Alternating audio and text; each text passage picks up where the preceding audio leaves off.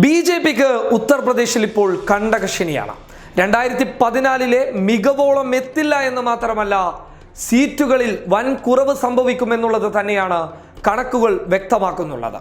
ആദ്യഘട്ടത്തിൽ മന്ത്രിയായ ഓം പ്രകാശ് രാജ്ഭറിന്റെ പാർട്ടിയായിരുന്ന SBSP ആയിരുന്നു മുന്നോട്ട് വന്നിരുന്നതെങ്കിൽ ഇപ്പോൾ അപ്നാദളാണ് കലാപക്കൊടി ഉയർത്തിക്കൊണ്ട് ബി.ജെ.പിക്ക് നേരെ വന്നിട്ടുള്ളത്. NDAയിൽ നിന്ന് സഖ്യം പിൻവലിച്ച് ഞങ്ങൾ പോകുന്നു എന്നുള്ള മുന്നറിയിപ്പ് നൽകിയതിൻ്റെ ശേഷം ഇപ്പോൾ ശക്തമായ നിലപാടെടുത്തിരിക്കുകയാണ് കേന്ദ്രമന്ത്രി കൂടിയായ അനുപ്രിയ പട്ടേലും ആശിഷ് പട്ടേലുമാണ് ശക്തമായിട്ടുള്ള വിമർശനവുമായി ബി.ജെ.പിക്കെതിരെ രംഗത്ത് വന്നത്. അതായത് NDAയിലുള്ള സഖ്യ പാർട്ടികളോടൊന്നും ബി.ജെ.പി കൂറു പുലർത്തുന്നില്ല എന്നും സഖ്യ പാർട്ടികളോടുള്ള മര്യാദ ബി.ജെ.പി കാണിക്കുന്നില്ല എന്നും സഖ്യ പാർട്ടികൾക്ക് വേണ്ടിയുള്ള ഒരു ആനുകൂല്യങ്ങളും ബി.ജെ.പി നൽകാൻ തയ്യാറല്ല എന്നതുമാണ് ഇപ്പോൾ അപ്നാദള് ഉന്നയിക്കുന്ന ഏറ്റവും പ്രധാനപ്പെട്ട ആരോപണം. അപ്നാദള് നേരത്തെ തന്നെ, അതായത് 6 മാസങ്ങൾക്ക് മുൻപ് തന്നെ ബി.ജെ.പിക്കെതിരെ ശക്തമായിട്ടുള്ള രീതിയിൽ മുന്നോട്ട് വന്നിരുന്നു.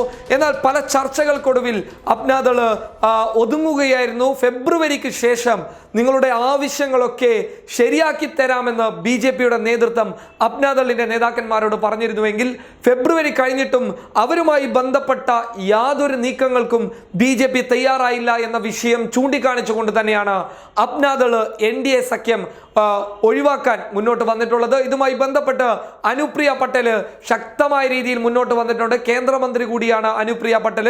ആശിഷ് പട്ടേലും ശക്തമായിട്ടുള്ള വിമർശനവുമായി രംഗത്ത് വന്നിട്ടുണ്ട്. അത് മാത്രമല്ല, ഉത്തർപ്രദേശിൽ വലിയ സ്വാധീനം അപ്നാദളിനുണ്ട് എന്നുള്ളത് തന്നെയാണ് എടുത്തു പറയേണ്ടത്. കോൺഗ്രസ് അവിടെ വലിയ നേട്ടങ്ങൾക്ക് ഇപ്പോൾ ശ്രമിച്ചുകൊണ്ടിരിക്കുന്ന സാഹചര്യത്തിൽ ചെറു പാർട്ടികളെ അടുപ്പിച്ചുകൊണ്ട് ഒരു സഖ്യം രൂപീകരിക്കാൻ കോൺഗ്രസ് ശ്രമിക്കുന്നുണ്ട്. ആ സമയത്ത് അപ്നാദളിന്റെ ഈ നിലപാട് കോൺഗ്രസിന് അവിടെ കരുത്തേക്കും. അതുപോലെ തന്നെ കലാപക്കൊടി ഉയർത്തിയ ഓം പ്രകാശ് രാജ്ഭറിനെ അനുനയിപ്പിക്കാനുള്ള ശ്രമങ്ങൾ ബി.ജെ.പി നടത്തി. അതിന്റെ ഭാഗമായിട്ട് ഓം പ്രകാശ് രാജ്ഭറിനെ അമിത്ഷാ ദില്ലിയിലേക്ക് ക്ഷണിച്ചു. ഓം പ്രകാശ് രാജ്ഭറിന് വേണ്ട എല്ലാ ആവശ്യങ്ങളും ചെയ്തു കൊടുക്കാമെന്ന് അമിത്ഷാ പറഞ്ഞതിന്റെ അടിസ്ഥാനത്തിൽ ഓം പ്രകാശ് രാജ്ഭറിന്റെ പാർട്ടിയായിട്ടുള്ള SBSP ഇപ്പോൾ അനുനയ നീക്കങ്ങൾക്ക് മുന്നിൽ കീഴടങ്ങിയിരിക്കുകയാണ്. അതുകൊണ്ട് തന്നെ ആ ഒരു കലാപക്കൊടി ബി.ജെ.പി ഒതുക്കി കളഞ്ഞു. പക്ഷേ സഖ്യകക്ഷിയായിട്ടുള്ള അപ്നാദളിന്റെ പ്രശ്നങ്ങൾ പരിഹരിക്കാൻ ബി.ജെ.പിക്ക് ഇതുവരെ സാധിച്ചിട്ടില്ല. ഇത് നേട്ടമുണ്ടാക്കുന്നത് കോൺഗ്രസിന് തന്നെയാണ്. കാരണം അപ്നാദള് NDA സഖ്യം ഒഴിഞ്ഞു കഴിഞ്ഞാൽ അടുത്തത് കോൺഗ്രസുമായി സഖ്യമുണ്ടാക്കാൻ ഉത്തർപ്രദേശ് ശ്രമിക്കും.